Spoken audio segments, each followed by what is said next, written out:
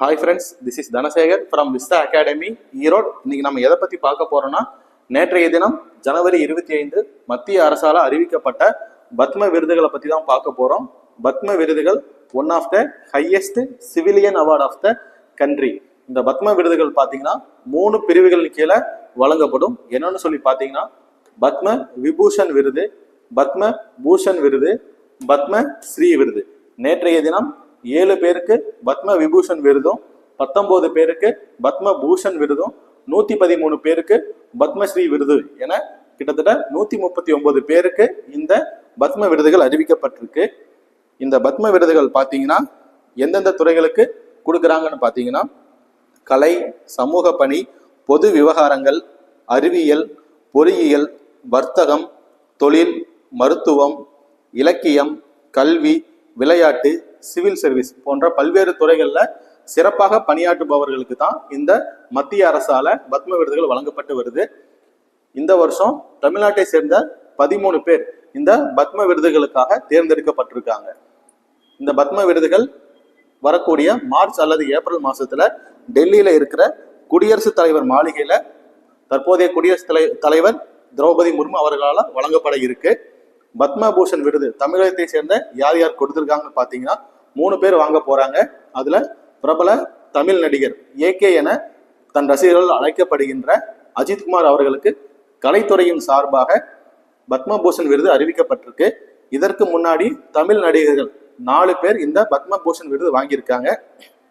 நடிகர் திலகம் சிவாஜி கணேசன் 1984ஆம் ஆண்டு பத்மபூஷன் விருது வாங்கியிருக்காரு. சூப்பர் ஸ்டார் ரஜினிகாந்த் 2000ஆம் ஆண்டு பத்மபூஷன் வாங்கியிருக்காரு. உலக நாயகன் கமல்ஹாசன் 2014ஆம் ஆண்டும், மறைந்த நடிகர் புரட்சி கலைஞர் விஜயகாந்த் அவர்கள் கடந்த 2024ஆம் ஆண்டு பத்மபூஷன் விருது வாங்கியிருக்காங்க. அந்த வரிசையில தமிழ் நடிகர் அஜித்குமார் 5வது நடிகராக பத்மபூஷன் விருது வாங்குறாரு. அடுத்தது நடிகையும் பரதநாட்டிய கலைஞருமான சோபனா சந்திரகுமார் அவர்களுக்கு கலைத்துறையின் சார்பாக பத்மபூஷன் விருது அறிவிக்கப்பட்டிருக்கு. நல்லி குப்புசாமி செட்டி, தொழிலதிபரான நல்லி குப்புசாமி செட்டி அவர்களுக்கு பத்மபூஷன் விருது அறிவிக்கப்பட்டிருக்கு. பத்மஸ்ரீ விருது தமிழ்நாட்டை சேர்ந்த 10 பேருக்கு அறிவிக்கப்பட்டிருக்கு. பிரபல சமையல் கலை நிபுணரான செஃப் தாமோதரன் அவர்களுக்கு கலைத்துறையின் சார்பாக, அதாவது சமையல் கலைத்துறையின் சார்பாக பத்மஸ்ரீ விருது அறிவிக்கப்பட்டிருக்கு.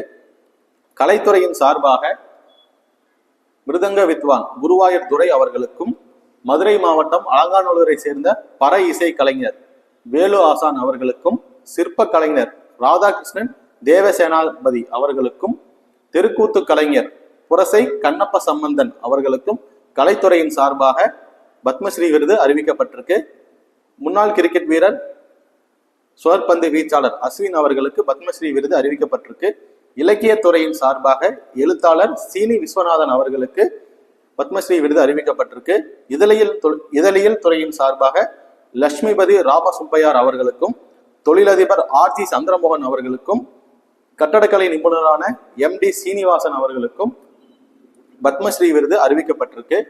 தெலுங்கு நடிகரும் தெலுங்கு தேசம் கட்சியின் MLAவுமான நந்தமூரி பாலகிருஷ்ணா அவர்களுக்கு பத்மபூஷன் விருது அறிவிக்கப்பட்டிருக்கு. அவர்களுக்கு கலைத்துறையின் சார்பாக இந்த விருது அறிவிக்கப்பட்டிருக்கும். தேங்க்யூ.